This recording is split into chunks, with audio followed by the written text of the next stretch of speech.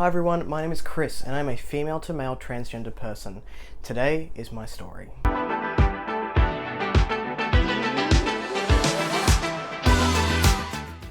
Hello everyone, welcome back to A Fictional Escapist. My name is Chris and today's video is a little bit different. A little while ago I put a question over on my Instagram up asking if people would be interested in a one-off off the books video detailing my transition and the things that I sort of went through from figuring it out at the age of 26 right until earlier this year when I stopped really thinking about it a whole lot. And people said yes. So I'm going to be doing that today. If this is not your type of content, I'm not offended, just click away and jump onto the next book video. What I'm aiming to do today is to give you a little bit of an overview of my own journey and talk about how I figured it out and why it took me a little while to start questioning more seriously. I had some notions when I was younger, but we'll get to that. And yeah, this is just really my story. And then the books behind me, so Sorted by Jackson Bird and As Beautiful as Any Other by Kaya Wilson. These are both written by trans masculine people as well, and they sort of help validate my experiences, and I'll talk a little bit more about them. They were actually the first books I ever reviewed, and not on BookTube, on my old female to male transgender channel where I was documenting my experiences. If you are curious about that, that channel will also be linked down below.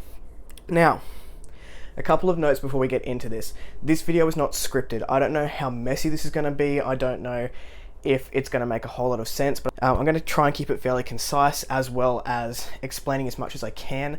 I am choosing to do this because I'm very open about both my gender and my sexuality and where I've come from, and the reason for that is to give other people a voice who are not as comfortable or aren't as safe to do so. And I want people to feel heard and like they are able to come to me or other open transgender people to talk about their experiences, because it is the hardest thing I've ever done in my life. Before we actually jump into the content, I do want to give a couple of content warnings. Like I said, this isn't scripted, but a couple of things that may come up for people which may be uncomfortable is biological words for my body, particularly in the area of genitalia. That may be uncomfortable for some people, particularly people questioning their gender. So if you are not able to handle that right now, I completely understand. Please make sure that your brain is safe before clicking on this video. Other things that may come up and did happen throughout my period of transitioning are suicidal ideation, self-harming, depression, and substance abuse. So those things are quite heavy for people to deal with, and if you're not in the right headspace, just know that this video may go in those directions, talking about my journey. The last thing I do want to mention is, like I said, I'm very open. I will pretty much not bat an eyelid if you ask me any questions about anything. I don't care. That is not the case for most other transgender people. Please do not use my experience as everyone else's experience. A transition is such a personal journey, and what triggers some people may not trigger me, and my triggers may not trigger other people. So please make sure that you are respecting people who are questioning their gender. Make sure you're using correct pronouns and not asking questions that aren't polite to ask your cisgendered friends, like what's in your pants. It does happen a lot. I'm happy to answer that because I don't care, but other people, it can hurt the brains of other people. So just make sure you are being respectful if you do have people questioning or are transitioned in your own lives. All right, let's jump into it. So like I said, my name is Chris, and you all know me as a fictional escapist and the dude that talks about books. That's awesome, but I used to look like this and this. Well, those are two extreme situations. Over here was my grade 12 formal, and I felt like I was in drag the entire time and had a really crappy night. That sentiment wouldn't make sense to me until 9 years later.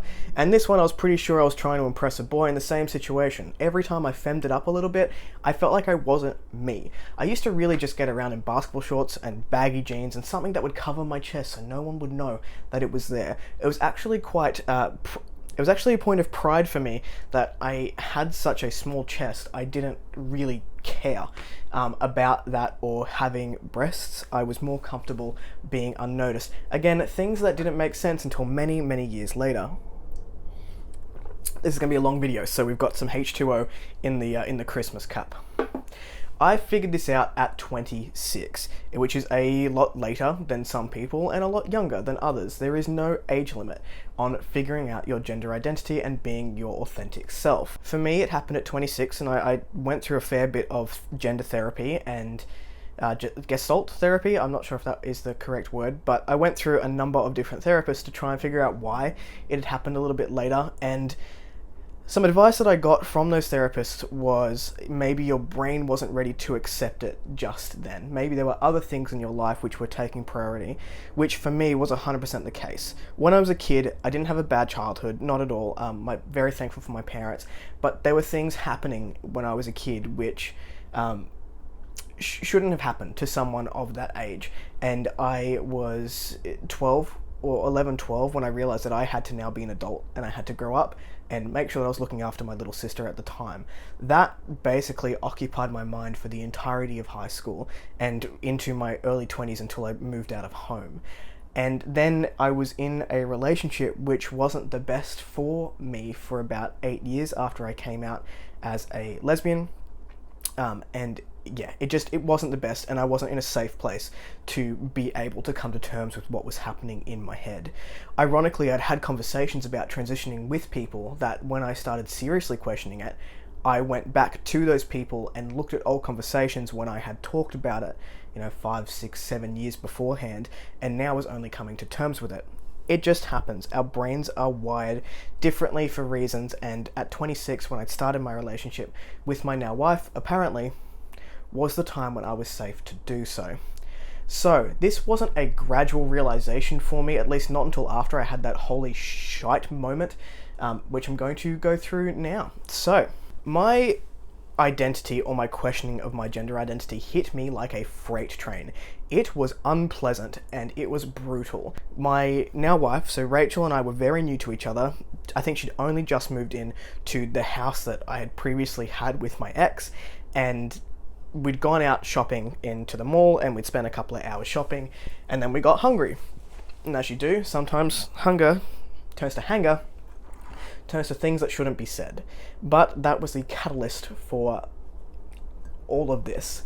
We went to the food court and we were bickering about what to eat, and I turned to Rachel and said something really unfair, which I still regret to this day, and I apologize to women everywhere. But I turned to her and I said, women never know where to eat. And Rachel turned to me and looked me dead in the eye and said, "You're a woman too." And my brain imploded. It felt like it was slow motion, and I can feel it now. I'm tearing up. I can still feel it, that moment in my head where everything slowed down and my life felt like it was over. Sorry. I shut down. In that moment. I couldn't deal with it. I stopped speaking. I was never really one, just from past experiences and past relationships, to talk about my emotions. I didn't really know how to articulate what I was feeling, so it was all black. Everything went black. We ended up choosing somewhere to eat. I didn't talk to her. I just cried into miso soup or whatever. At least it gave it some more flavor. But we went home and I put myself to bed. And I couldn't deal with it. And I couldn't deal with what was happening in my head. A couple of hours later, Rachel had cooled off and she came into the bedroom and she just put a hand on my shoulder and said, "This isn't the first time you've thought about this, is it?" And I wasn't. But I didn't know that. I didn't know that at the time. And that started a wild journey.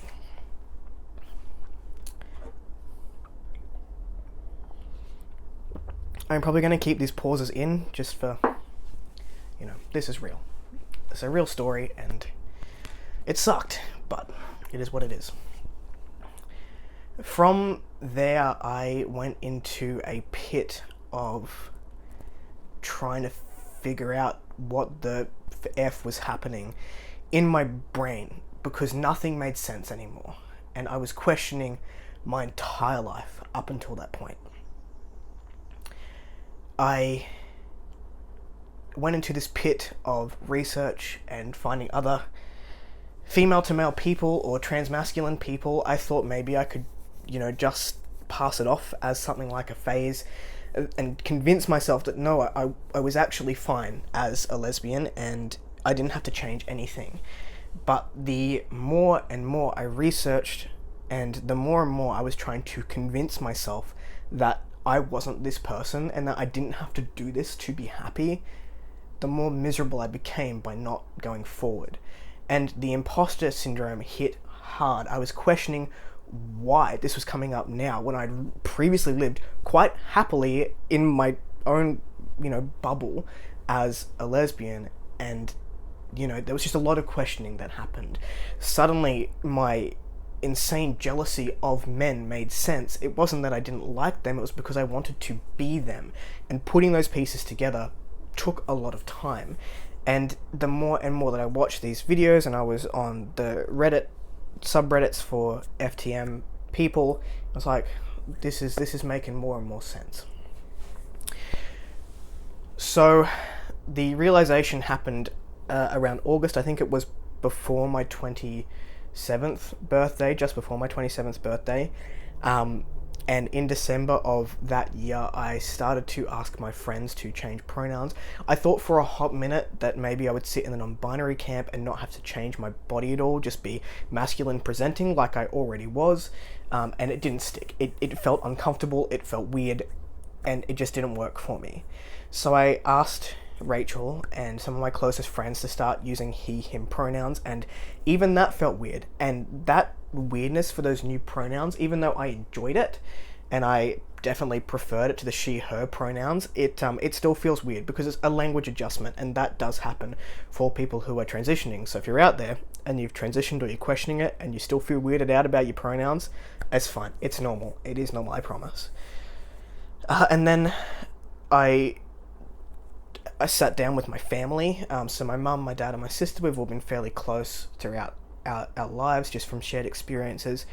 And I said that I'm questioning it and that I am getting help, or I'm seeking help because I didn't know how to wire my brain correctly.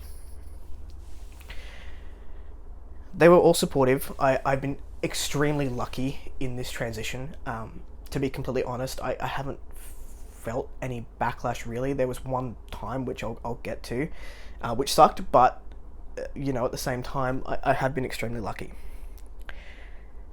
I went so far back into depression, I started cutting myself again, which was a mechanism for control in my younger years. The suicidal ideation was back because I couldn't figure out what was happening in my head and why it was there. And I knew that I couldn't do this myself, and I could not expect Rachel to carry this for me. She had only just come to terms with her own sexuality as being bisexual, and then I dropped this bombshell on her that I'm not actually a woman. So, we're back in this heterosexual relationship, and I'm not sure how to navigate that with the same body that I had identified as a lesbian in. So I hit up some therapy. Now, in Brisbane, I've been extremely lucky to go into a couple of gender therapy programs. Myself as a person, I'm a box ticker. I need to have validation from medical staff to say that yes, this was a thing that was happening, particularly being a little bit older and being like, why didn't I realize this when I was a kid? So I went to a gender therapist over at Stonewall Medical Centre. If you're in Queensland, I'll put the details for that centre down below. And they specialise in LGBTQIA+ therapy, and they did a whole bunch of, and they were brilliant. I went to a therapist who I won't name for their own privacy, and she was not what I expected. She was an older lady, and I thought, oh, she's not going to get it. She really isn't. But she was the most brilliant person I've ever spoken to. The first thing we did was we went back through childhood, and we didn't even speak about transitioning, even though that was all I would ever talk about. Actually, the first session, I didn't talk very much at all. I was very closed off to her. I didn't want to be there, even though I was so desperate to get that help. And eventually, we opened up and we talked about a whole bunch of things. She actually helped me through my grandfather's death as well, once he was diagnosed with lung cancer. And yeah, she was just a marvellous marvelous therapist. That wasn't enough for me. In Queensland, you need to be diagnosed with gender dysphoria, which is where your brain and your body don't match up in terms of gender. So I was thinking I was a male, but my body was feminine presenting, and it caused me a lot of grief. I enrolled in a gender therapy program through the Royal Brisbane Hospital, and I got in fairly quickly.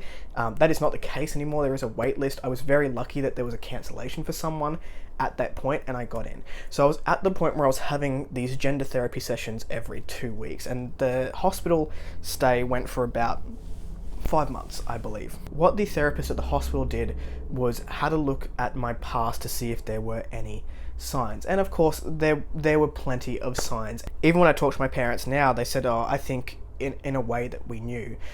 So, and thinking back and looking at photos of myself, it's like, how did I not know? But, here we are now. Anyway, I digress. Like I said, this video is going to be messy, sorry. I went to this gender therapist, and they started looking at my past and some of the reasons that maybe I came to terms with this a little bit later, which I explained a little bit earlier, but they started looking at past signs. One of the things that they looked at was what books I like to read. I was a pretty quiet kid. I had a lot of drama in my primary school or elementary school friendships, and I was just like, I don't need it. So I read, and I kept to myself quite a lot. And when I went into high school, I was lucky enough to get a close group of like nerdy friends that we just stuck to each other and didn't really bother with any high school drama. But one of the things they asked was, when was your first memory of not wanting something feminine? I said, and the earliest memory still to this date that I can remember was when I was 4 or 5. I don't know if my sister had been born yet, but I remember in an old house, my mother had bought this starry dress for me, and I didn't want a bar of it. I was so upset that they wanted to put me in this dress, and knowing that my parents did not have a lot of money, I was an unplanned pregnancy when they were very, very young. I did not want this dress on my body, and I cried, and I had no idea why that I was crying and why I didn't want that femininity on me. That was a consistent theme throughout my childhood and into my adolescence and my early adulthood. I didn't want to be seen as feminine. I didn't enjoy it. There were pockets of time when I thought that I had to be feminine, like the 2 photos that I showed you earlier, because it was expected of me, and I thought that it would make me feel better if I kept trying to be that person, but it never did. Anyway, one of the questions that they asked, which is ironic now, is what type of books did you read? Because I was a reader. I've always been a reader. And it didn't help them at all. When I went into high school, I decided I wasn't reading YA anymore, and I was going to read adult books. And I picked up V.C. Andrews, which is like a family drama author. She's passed now. And which my mum enjoyed. And I still have a very fond spot in my heart for V.C. Andrews, and I still go to those books if I need comfort, because they brought me comfort in a time when I was not. And the other author was Stephen King, which my dad read, so I was split down the middle, but there were definitely signs there. I have a couple of transmasculine friends in my life, and I'd started to reach out to them, and like I said earlier, those past conversations that I had with these people were questioning my own gender, and I was like, how do I not put 2 and 2 together? It was very frustrating. I got my diagnosis. I got my gender dysphoria diagnosis. In Queensland, you need to be signed off by 2 separate doctors. You need to be signed off by a psychologist and then a psychiatrist. So at the end of my 5 sessions in the hospital, she said, I do think that you have this. I just need to check some things out. We need to go through another doctor. And I was freaking out. I was like, what have I done for the last 6 to 7 months of this journey if this is not where I am? Why have I convinced myself of this? And the imposter syndrome came in again. I took my wife to the appointment with the psychiatrist, and bless her soul, she was so strong, even through her own questioning and mourning periods, which is a thing I will try to remember to touch on once we go through the journey part of this, because that was surreal. And she came, and he said, I'm happy to sign you off on testosterone. What? And it was a moment of such relief for me, and also fear. So there was a lot of fear behind that diagnosis, but it felt like a weight off my shoulders that I was going to get this drug to turn me into the person that I wanted to see in the mirror. But, like I said before, I'm a box ticker, and my birth name was still on all of my records. So he had been given that note from the psychologist, and he said, what do you need to do before we start you on testosterone? I said, I need to change my name. So he made me an appointment for a month's time. In that time, I went and changed my name. I came back, had another review with the psychiatrist, and he sent me off to a sexual health doctor who was able to prescribe the testosterone.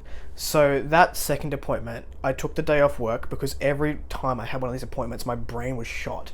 And I was like, if this is the day that I'm actually getting this drug, then I don't know that I can go back to work.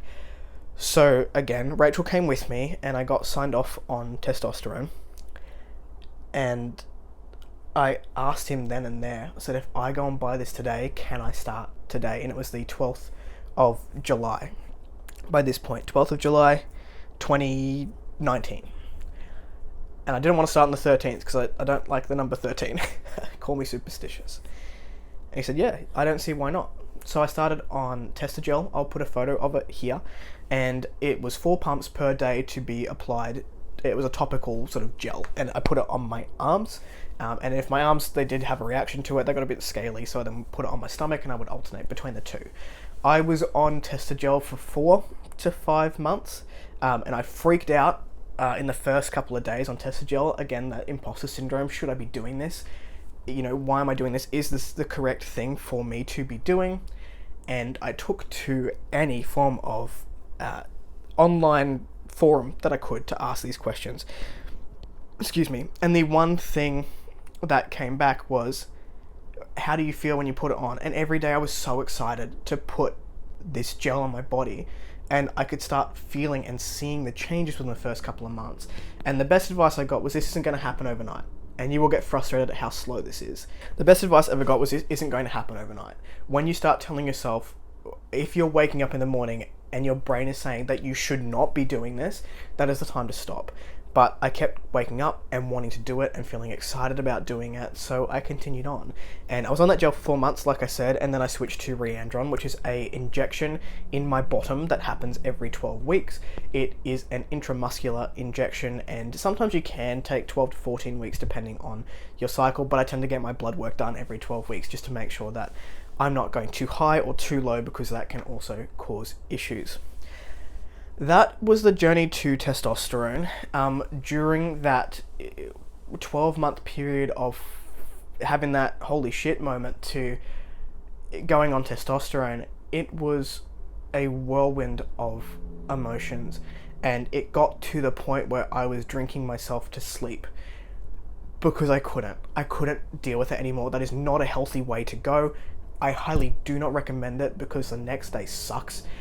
And it was just, I just had to turn it off. And I know that Rachel got very worried at those moments, and she would catch me self-harming, and it was such a minefield for her as well.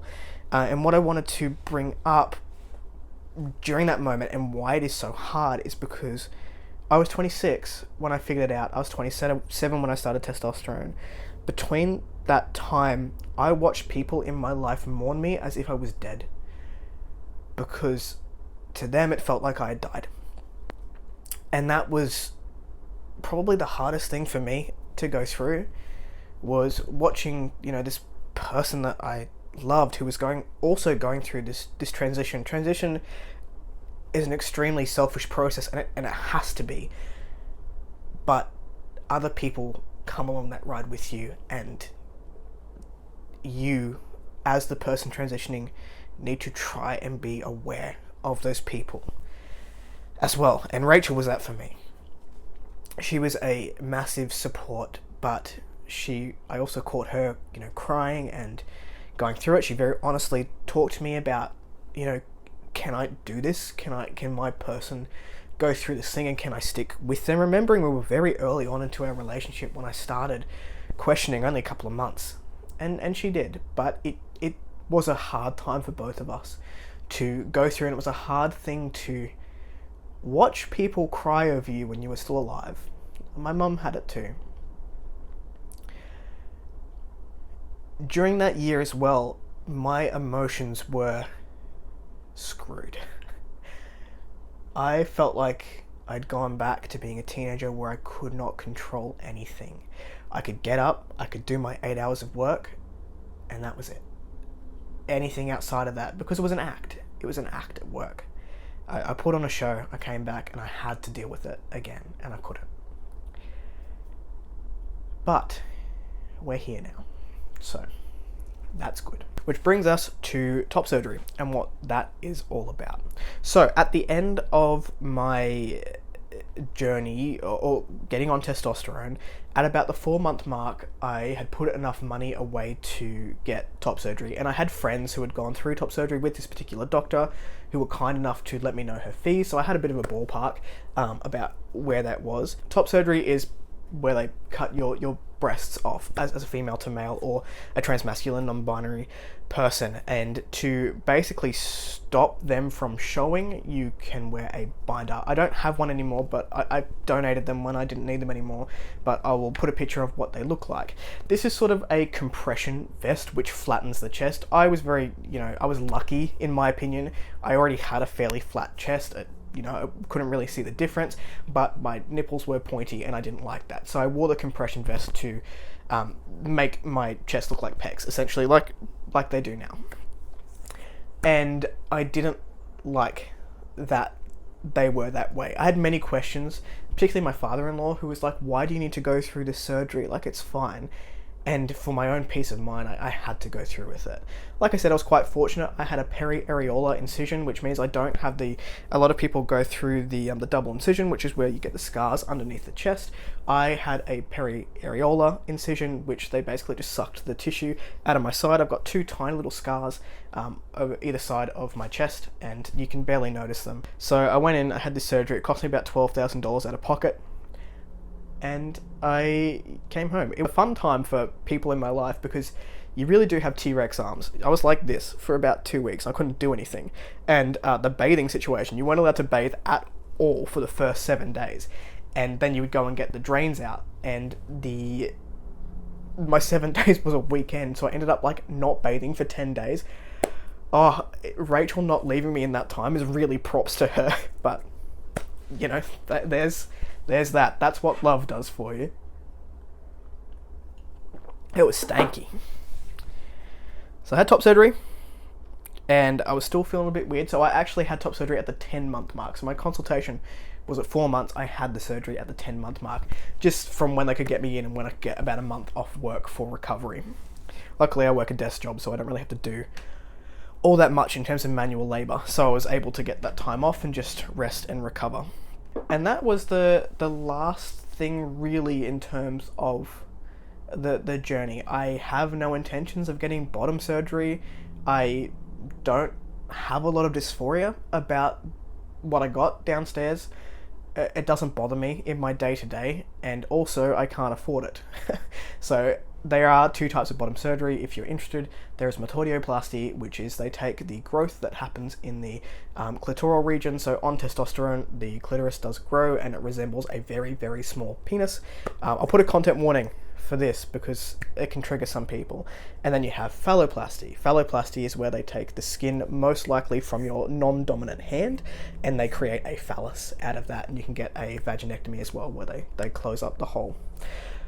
I do not have 150 grand, nor do I have the ability to take 2 years off work, because the phalloplasty surgery that I would consider getting happens in 4 stages, and they need to be done within sort of 6 months of each other as a recommendation. So you need to have a surgery, pay for the surgery, recover, go back to work, have another surgery, and like each recovery is like 4 to 6 weeks.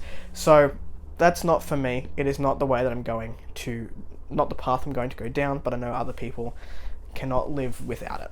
Only in the last 12 months have I started to feel fully myself. That journey did take a long time. So I'm now 31. From 26 to about 30, I was still feeling rather uncomfortable. Things felt a little bit out of whack for me, but we've come good now. And sort of towards the end of 2021 was when I felt myself, and I was ready to see the world as a new person. Being 30 at the time, I feel like I'm going through my youth again. I feel like I now get to do those things which I felt like I missed out on. When I think back on my childhood now, I think of myself as a little boy. I always have. And it was one of the biggest triggers for me into going through this journey. The other one was I never wanted to be a mother. So when it comes to children, I don't want children, Rachel, and I don't want biological kids, but I used to think that was what was expected of me, except I could never picture myself as a mother. I always pictured myself as a father. And when I thought about growing older, I never thought I would get to 30. I could not see my life past 30, pre-transition. And once that pathway was open to me, I could see myself as an old man, with Rachel reading and complaining about global warming. My life opened up once I figured it out, which was a beautiful, beautiful thing. I digressed again. So I was saying that only recently have I really come into myself, and that was with the help of these two books. I was so scared, particularly to pick up Sorted by Jackson Bird. He was one of the people I was watching when I was trying to figure it out. We're about the same age, and we had a fairly similar journey in terms of transitioning and the things that went through our brains. He started at 25, I started at 26. I was so damn scared to pick up this book because I didn't want it to trigger all of those feelings. And this is beautiful. Jackson Bird is an unofficial teacher, and this book is full of educational material should you want to go and research a little bit, as well as his life. And it was the first book I ever reviewed on my old channel. Before I even knew that I was going to start a booktube channel, I wanted to review the books that meant something to me in this journey. So this is a book that I will hold dear to my heart forever, because it gave me permission. And reading this, and As Beautiful as Any Other, allowed me to be me. So, As Beautiful as Any Other by Kai Wilson. This is actually another Australian transgender person. He has a very different story. Some of this book was heartbreaking. There was a chapter in here called Fear. I think it was chapter 8 or 9, and that hit the closest to home for me. He was talking about how, we have a society which isn't particularly kind to women, regardless of the century that we're in, and now he's become the person that women will walk across the street to not have him behind them. And that did happen to me as well. I started becoming the thing that was feared. If I was walking home at night, I very consciously make sure that I'm standing far enough back to particularly women who are walking in the same direction. I don't want them to feel like they're, suffocated in any way by my presence. I have had women cross the street to walk away from me, particularly at nighttime, and that sucks that we live in that society, and that is a hard thing to deal with because, in my head, I'm like, I'm just like you. I've lived your life, I understand it. But I also get why. After I reviewed these two books over on my transition channel, I stopped that transition channel. I didn't need it anymore. I didn't need it to validate me. I still get comments on those videos, and I still get DMs on my personal Instagram about transitioning, and they are always open to anyone who needs to have a chat about this sort of thing. Please do not hesitate to reach out to me on A Fictional Escapist or on Chris Speaking 91. I'll put the other Instagram down below if you are interested. My door is always open. My virtual door is always open, because I don't want anyone to feel like they can't speak about it. But that channel came to a close, and I had loved BookTube for about 12 months. It was one of the biggest escapes for me during a time when my brain just couldn't cope. I really loved watching book reviews in particular, and getting to know different personalities here on this platform.